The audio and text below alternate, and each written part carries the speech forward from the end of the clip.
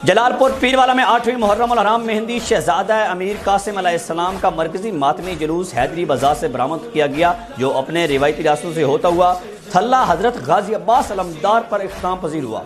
Police की जानब से सिक्योरिटी के सख्त तरीन इंतजाम किए गए थे।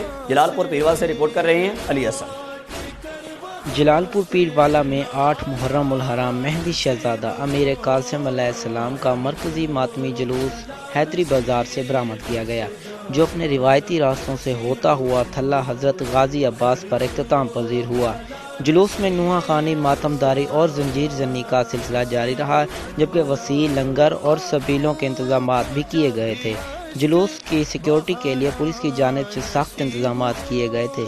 जुलूस से कबल मजलिस अज़ा मुनक़िद की गई, जिसमें उलमा और ज़ाकिरीन ने फ़ज़ाइल इमाम हुसैन बयान किए और वाक़े करबला पर रोशनी डाली और मसाइब बयान किए।